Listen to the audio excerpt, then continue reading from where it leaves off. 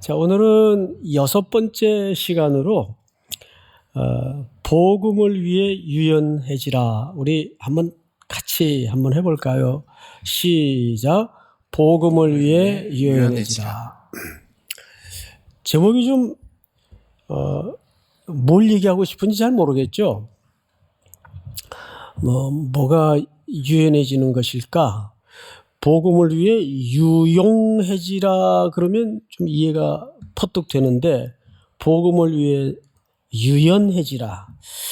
그래서 오늘은 사도행전 21장에 기록된 내용을 중심으로 해서 이 주제를 여러분들과 같이 말씀을 나눌 텐데, 또 선교 기간이니까 선교에 관련된 내용이 아니겠는가 이렇게 생각할 수 있어요. 물론 선교라는 형식을 얘기하지 않을 수는 없는데, 사실 그보다 훨씬 높은 우리 전 인생에 걸친 삶의 태도, 그리고 삶의 가치가 어디서 나와야 되는가에 대한 조금은 더 근본적인 이야기를 우리 청년들과 나누고 싶습니다. 사도 바울이 예루살렘에 지금 도착을 해 있어요. 그런데 예루살렘으로 갈 때 환난과 결박이 나를 기다리는 걸 알고 있었습니까? 모르고 있었습니까? 알고 있었어요.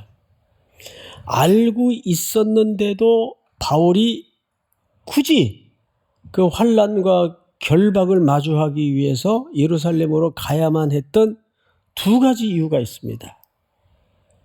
그 첫 번째가 이제 오늘 다 등장을 하는데, 첫 번째가 이방 땅에 나타난 어마어마한 복음의 역사예요. 우리는 수천 년 동안 이방인들은 택한 백성이 아니니까 그들에겐 구원이 없는 줄 알고 대대로 믿고 듣고 알고 살아왔는데, 그게 아니더라. 가보니까 그들도 성령을 받고 복음을 믿고 그리스도 앞으로 돌아오는 어마어마한 믿겨지지 않는 역사가 나타나더라. 그 현장을 바울과 몇 제자들이 함께 본 거예요. 그래서 그들이 그 보고를 가지고 본부교회, 예루살렘 교회에 전하기 위해서 온 겁니다. 근데 올 때 마침 이방 땅에서 무슨 소식을 들었는가 하면, 예루살렘 본부교회를 중심으로 해서 무시무시한 기근이 벌어지고 있습니다. 이 가슴 아픈 소식을 들은 거예요. 그러니까 바울이 이방 땅에 전한 이방인들로 주로 구성된, 물론 그 가운데는 그 흩어져 있는 유대인들도 있었겠죠. 그러나 이방인 교회예요. 중심으로 어떤 시도가 일어났는가 하면, 선생님, 그러면 이렇게 합시다. 그 본부교회에서 우리에게 복음을 전하기 위해서 이렇게 사도들도 보내주시고 그 은혜로 영적인 걸 나누어 주심으로써 우리도 예수를 믿게 되고 영원한 생명을 얻게 되었는데, 그들이 육신적으로 공고할 때 우리가 육체적인 것을 함께하고 나누는 것이 마땅하지 않겠습니까? 그러니까 이것은 영육을 구분하지 말고 우리가 영적인 유익을 누렸다면 그들이 육체적으로 지금 공고했을 때 도와드리는 것이 마땅하지 않겠습니까? 해서 세상에 개척한 지 얼마 안 된 어린 교회들이 헌금을 모았어요. 이게 거꾸로 된 거죠. 쉽게 얘기하면 헌금을 모아서, 선생님 마침 예루살렘에 이 보고를 하러 가신다니까 그참에 헌금을 좀 전달해 주십시오. 이렇게 된 거예요. 그래서 이제 그 헌금이 전달되나 안 되나 한번 확인해 보십시다. 17절. 예루살렘에 이르니 형제들이 우리를 기꺼이 영접하거늘 그 이튿날 바울이 우리와 함께 야고보에게로 들어가니, 야고보는 이스라엘 교회의 수장이에요. 들어가니 장로들도 다 있더라. 그러니까 이방 땅에 복음을 전하러 갔던 사도들이 돌아와서 보고를 한다 그러니까 리더십들이 모인 거죠. 다 있더라. 이렇게 돼 있어요. 그리고 19절, 이제 선교 보고 내용입니다. 19절. 여러분들 한번 같이 읽어볼까요? 시작. 바울이 무난하고 하나님이 자기의 사역으로 말미암아 이방 가운데서 하신 일을 낱낱이 말하니. 네.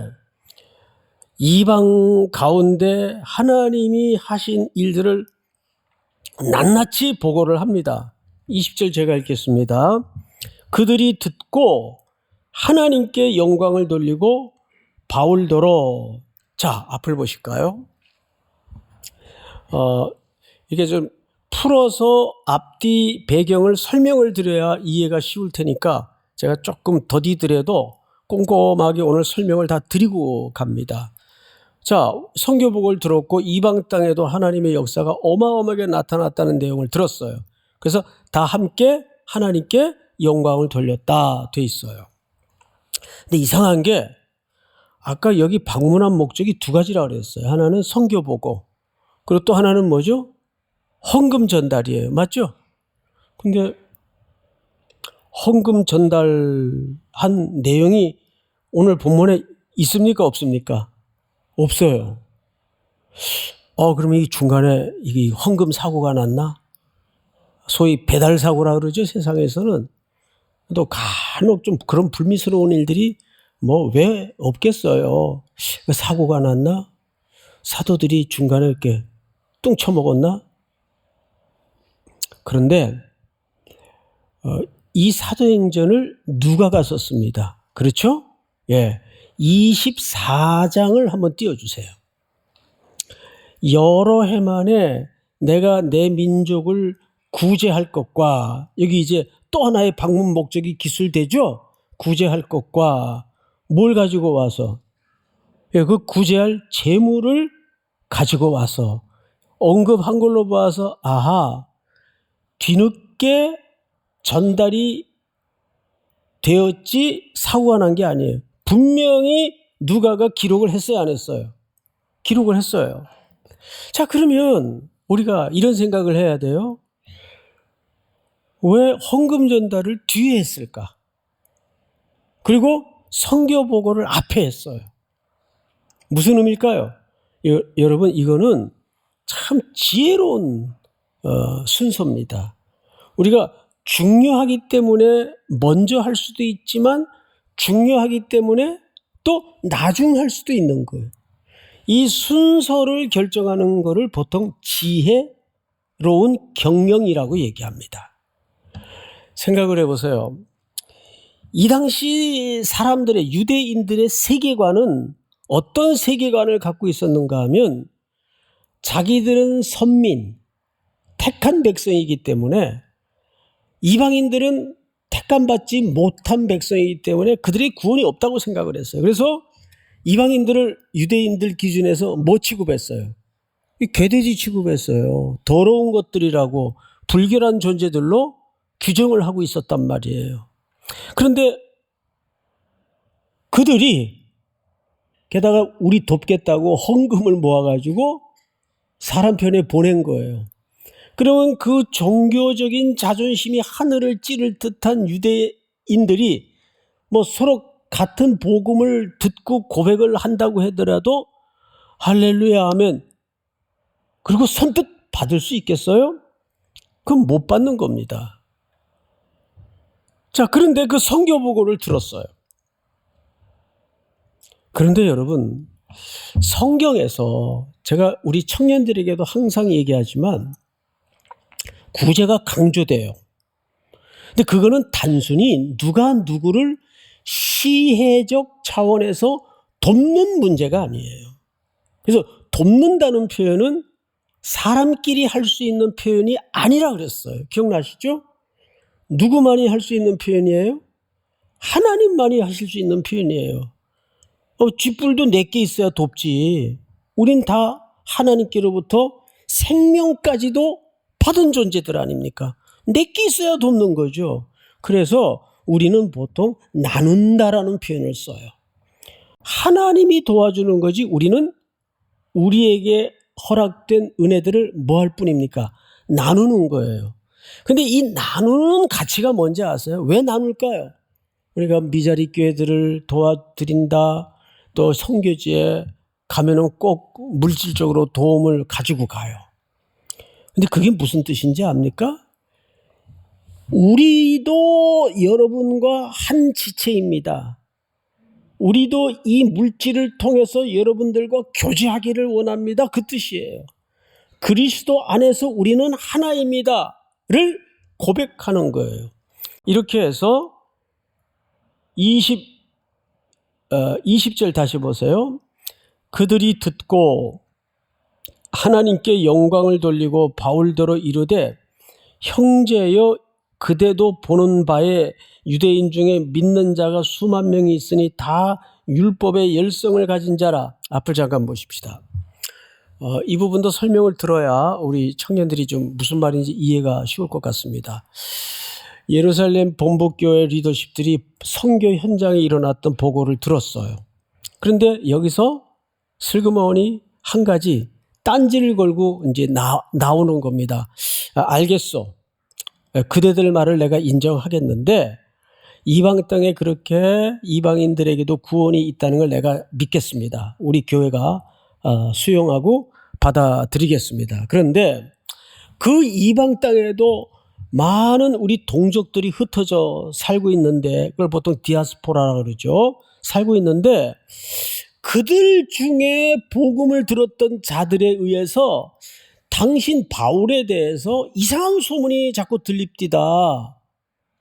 그 이상한 소문이 뭐냐면 성경을 보세요. 21절. 여러분 같이 한번 읽어볼까요? 시작.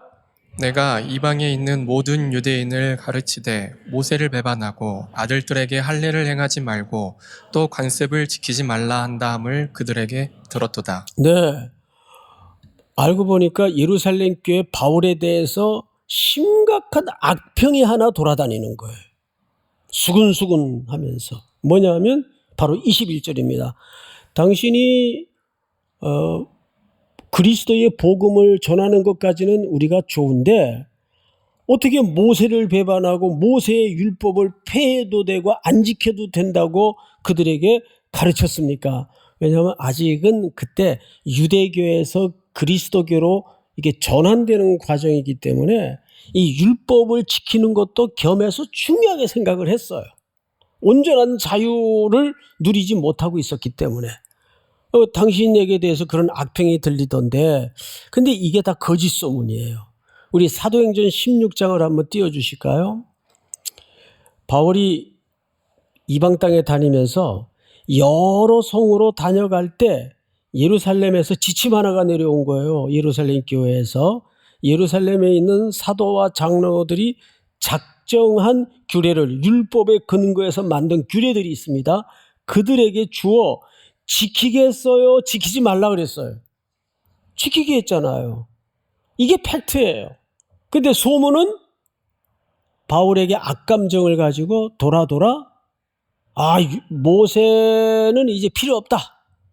그 율법을 안 지켜도 된다. 라고 바울이라는 사람이 외국에 돌아다니면서 그렇게 떠들고 다닙니다. 이렇게 헛소문을 악평으로 만들어낸 거예요. 이제 그것을 지적하는 거죠. 오늘 21절에 보면 21절을 다시 보세요. 오늘 본문. 네가 이방에 있는 모든 유대인들을 가르치되 모세를 배반하고 이들에게 할례를 행하지 말고 아들들에게 할례를 행하지 말고 또 관습을 지키지 말라 한다함을 그들이 들었도다. 그러면 어찌할꼬? 그들이 필연 그대가 온 것을 들으리니. 앞을 잠깐 보실까요? 계속 리더십들이 바울에게 말하는 거예요. 자, 그 외국 땅에 흩어져 살던 그런 소문을 전해준 사람들이 당신 예루살렘 교회 지금 방문한 거 다 알고 있는데 어떻게 할까? 이렇게 합시다. 당신 이방 땅 밟고 왔으니까 우리 규례대로 하면 더러워진 지금 상황 아닙니까? 이 정결법이에요. 어떤 이방 땅을 밟거나 이방인을 만나면 부정해지는 거예요. 그러니까 규례대로 하자면 그들이 일정 기간을 정해서 사회적 거리두기를 해야 돼요. 이 당시에. 자, 그 얘기를 그렇게 하면 당신 말을 우리가 참되게 믿겠소. 그러나 그걸 거절하면 그 소문이 진짜 소문인 걸로 우리가 인정을 하겠소. 이렇게 된 거죠. 그래서 22절을 볼까요? 그러면 어찌할까? 그들이 필연 그대가 온 것을 들으리니 우리가 말하는 대로 이대로 하라. 서원한 네 사람이 우리에게 있으니 일행들이겠죠. 그들을 데리고 함께 결례를 행하고, 이 유대인의 결례예요. 그들을 위하여 비용을 내어 머리를 깎게 하라. 그러면 모든 사람이 그대에게 대하여 들은 것이 사실이 아니고 그대도 율법을 지켜 행하는 줄로 알 것이라. 그렇게 하면 당신들이 율법 폐하라 그랬다고 하는 게 거짓말인 줄 우리가 알겠고, 당신 진짜 유대인인 줄로 우리가 인정할게. 이거 할 수 있냐? 그런데 옛날 바울 같으면 옛날에 바울을 딱 한 글자로 정의하라면 따라서 합니다. 불. 예. 이 한 성격 한 정도가 아니에요.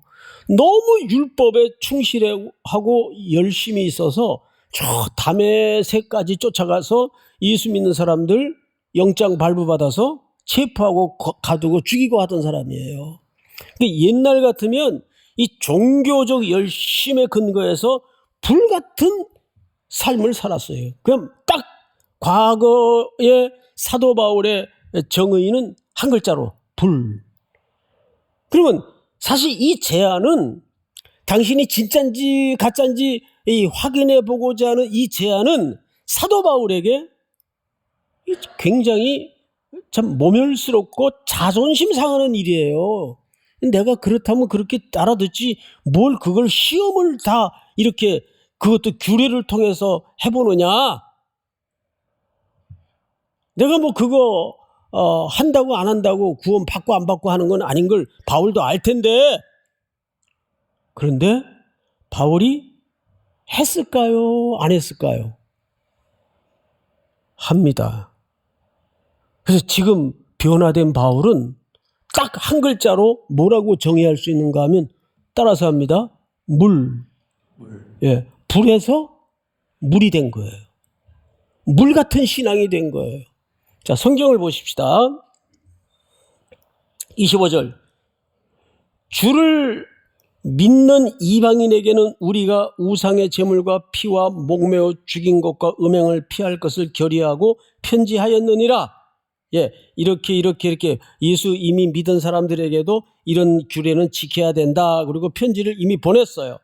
자, 그리고 이제 바울이 했나 안 했나 한번 보십시다. 26절 다 같이 시작. 바울이 이 사람들을 데리고 이튿날 그들과 함께 결례를 행하고 성전에 들어가서 각 사람을 위하여 제사 드릴 때까지의 결례 기간이 만기된 것을 신고하니라. 자, 그들의 제안대로 바울이 했습니까? 안 했습니까? 바울이 했어요. 자, 이것이 왜 중요할까요? 우리 고린도전서 9장을 한번 같이 보십시다. 이것도 바울의 이야기죠. 이런 얘기를 합니다. 내가 모든 사람에게서, 그러니까 유대인들에게도 율법하는 유대인들에게도 자유롭고 율법이 아무 필요가 없는 이방인들에게도 자유롭다 그 말이에요. 모든 사람에게 자유로우나 스스로, 바울 스스로 모든 사람에게 못된 것 같이 종이 된 것은 내가 자유롭지만 스스로 내가 또한 모든 사람에게 종이 되었다. 이유는 더 많은 사람을 얻고자 함이라. 그러니까 바울의 일생의 주된 관심은 어디에 있었어요? 이 행동이, 이 판단이, 이 결정이, 이 가치가, 이 원리가, 이 질서가 율법에 어긋나느냐 안 어긋나느냐가 아니라 생명을 얻을 수 있느냐 생명을 잃어버리냐로 기준해서 내가 모든 사람에게도 스스로 종이 되었다 그 말이에요. 다 같이 시작. 약한 자들에게 내가 약한 자와 같이 된 것은 약한 자들을 얻고자 함이요. 내가 여러 사람에게 여러 모습이 된 것은 아무쪼록 몇 사람이라도 구원하고자 함이니. 23절은 제가 좀 읽겠습니다. 이게 사실 오늘 설교의 결론입니다. 내가 복음을 위하여, 복음은 그리스도가 복음이에요. 내가 복음을 위하여 모든 것을 행함은 복음에 어떻게 하고자?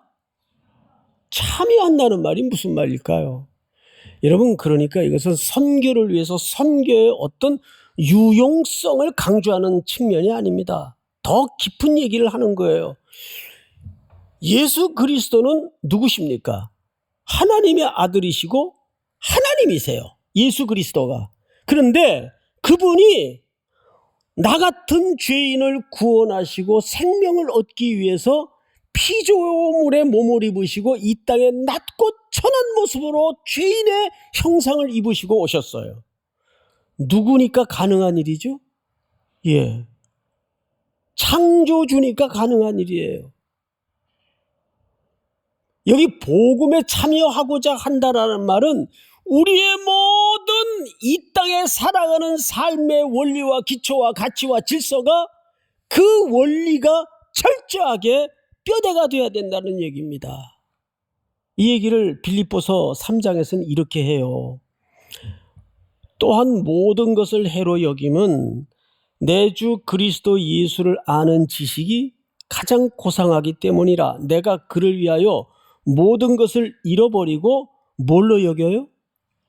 배설물로 여겼어요. 이런 거죠.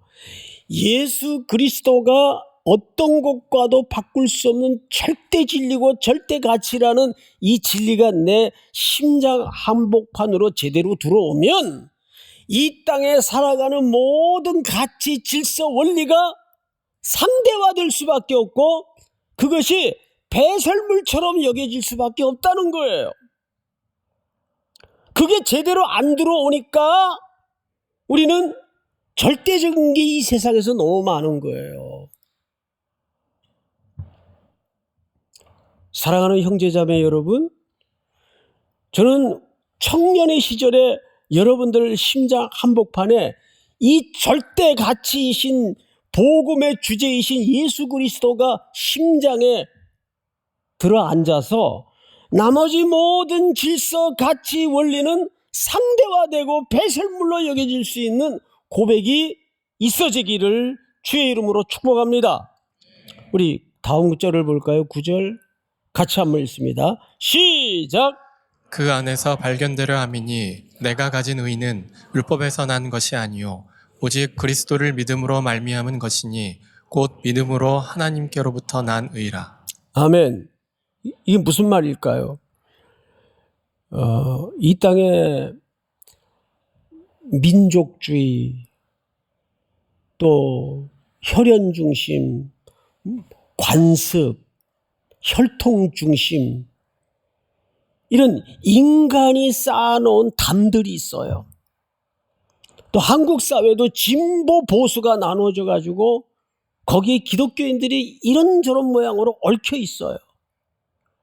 그런 것들이 이 세상의 담벼락들입니다. 근데 성경은 뭐라고 얘기합니까? 그런 사람들이 사회적으로 구분해 놓은 인습과 편견과 관습의 담장을 넘어야 돼요. 뭐가? 복음이. 그래야 우리는 그리스도 안에서 참되게 자유로울 수 있는 겁니다. 믿습니까?